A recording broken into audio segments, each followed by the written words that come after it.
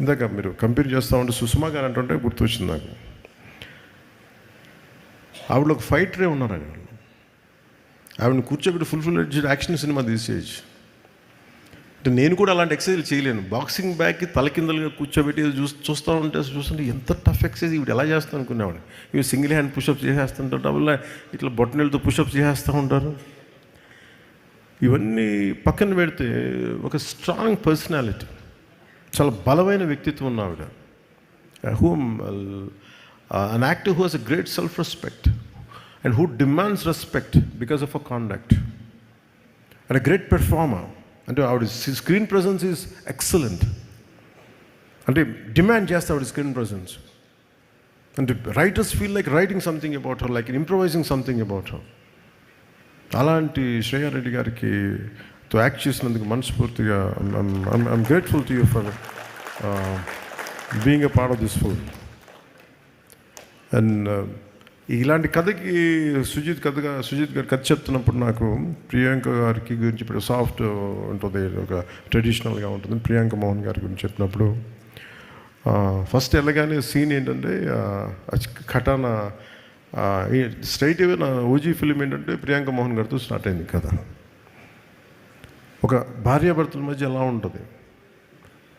నాకు చాలా జనరల్గా ఇలాంటి సీన్స్ నేను అవాయిడ్ చేయను, కానీ నాకు సరిగ్గా చేయలేని ఒక భావంతో చేయను. బట్ సుజిత్ చెప్పిన బేసిక్ ఏంటంటే ఈ భార్యాభర్తల మధ్య ప్రేమ కథ ఎంత బాగుంటుందో నాకు ఈ గ్యాంగ్స్టర్ డ్రామాని అంత చేయగలను. అందువల్ల నాకు మీరు కూర్చోబెడతారు అడిగినవన్నీ ఇబ్బంది లేకుండా చేయగలిగాం. సో అలాంటి అసలు ముందు పరిచయం లేదు, ఏం లేదు, జస్ట్ కూర్చొని జస్ట్ షేకింగ్ ఇచ్చి ఇంట్రడ్యూస్ చేసుకున్నాం. ప్రియాంక గారికి just bit improvisation here and there. ఒక సెన్సిటివ్ యాక్టర్, చాలా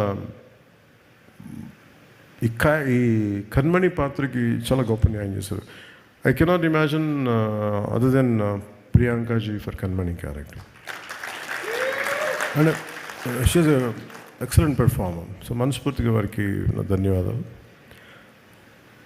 and the one and only Arjun Das. అంటే చాలామంది తెలుసో తెలియదు, నాకు అర్జున్ దాస్ అని ఇష్టం. నాకు ఎప్పుడైనా తమిళ్లో ప్రోగ్రామ్ చూసాడు అప్పుడప్పుడు, ఎక్కడ ఛానల్స్ ఫ్లిప్ చేస్తూ ఉంటే. I never seen his films. First తన ఏదో ఆడియో ఫంక్షన్ అవార్డు తీసుకుని చూశాను.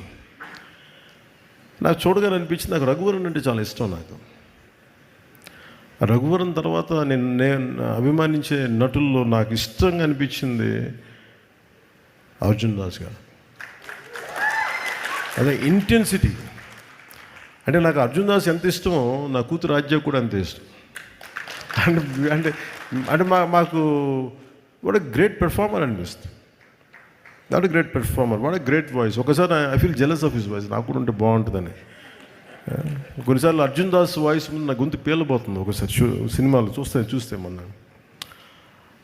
Arjun, your my brother, you said you call me, you want me to call, and I said let me tell you, give me a hug.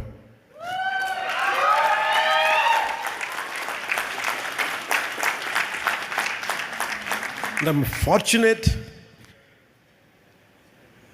that such brilliant actors are a part of this, and rather I'm able to collaborate with them. So అలాంటి fine కాస్టింగ్ని మన సుజిత్ గారు తీసుకొచ్చినందుకు మనస్ఫూర్తిగా వారికి ధన్యవాదాలు. Deena, what is Deena's name? Always I know him Deena. Harish? Okay.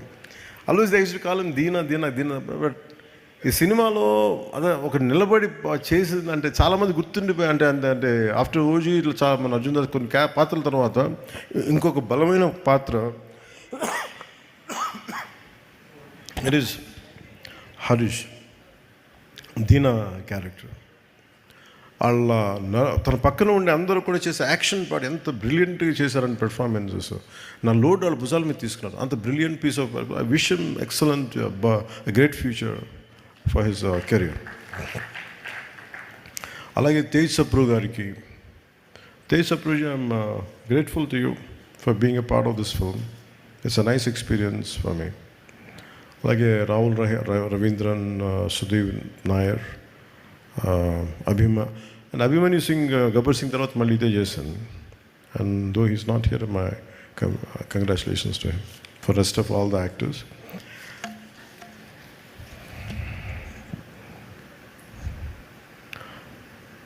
మన cinema చూసినప్పుడు నాకు ఒకటే అనిపించింది,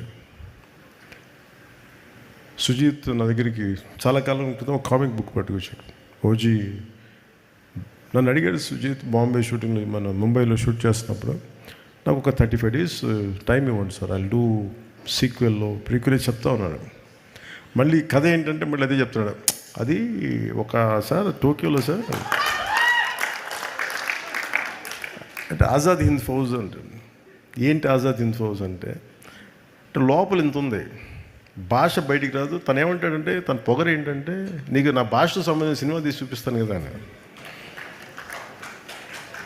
అలాంటి అంటే నేను కూర్చోబెట్టి నాకు ఇంట్రెస్టే నాకు, బట్ నాకున్న ఈ పొలిటికల్ దీంట్లో ఎంత చేయగలనా లేదా అనేది ఉంది. నేను రిపీటెడ్గా చెప్పాను, film making is my bread and butter, politics is for me it's a national service.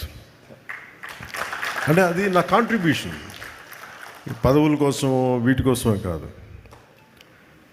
పదవి వస్తే వచ్చింది, లేదంటే లేదు.